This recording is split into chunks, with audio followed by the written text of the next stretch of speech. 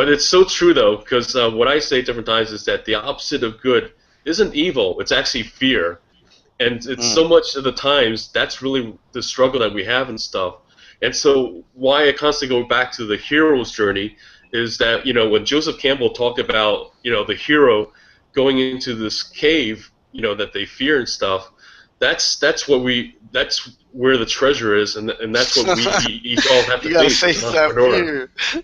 You know, so that's awesome. And so many times we hear all these success stories, but we don't hear about the struggles that people have, these dark moments and everything.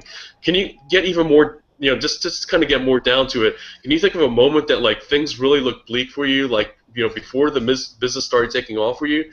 Because I know that going to, you know, where you are now in Puerto Rico was not easy in itself. It may seem easy after the fact, but there's probably doubts and kind of questions on your mind, and the kind of things that like Well, made you really think, you know, what am I doing? Is this crazy? I can definitely take it there. You know, the job I was telling you about, I was an IT specialist for the DoD, making about $80,000 a year.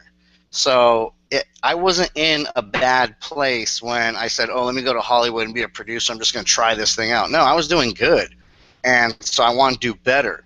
And that was the mentality going down there. So it was tough leaving a stable career like the Army, transitioning out, and now you're just out here.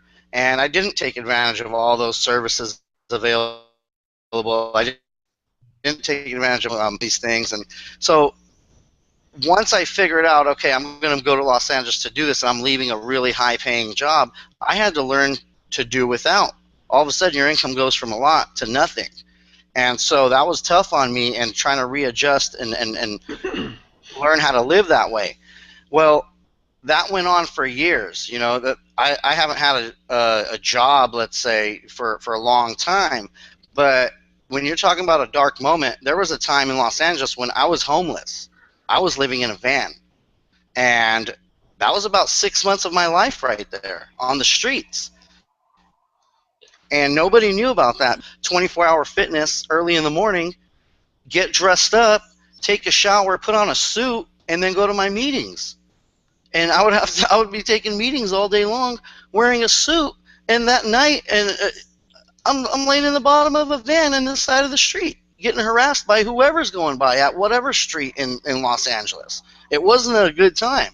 You know, there was a lot of scary situations, and I say scary because not because I feared for myself, but I feared for what could have happened to my life if I made certain decisions in those bad times. And, you know, somebody's trying to break into my van while I'm sleeping in it. Well, guess what? It's going to be a problem for that guy. And if I don't know how to control myself out of fear or anger or whatever, I'm the one that's going to go to jail, and I'm the one that's going to lose everything. And the way it's going to end is me sleeping in the van. And that's the end of it, because I wasn't smart enough to make a clear-headed, clear-minded, conscious decision in a time of unclarity.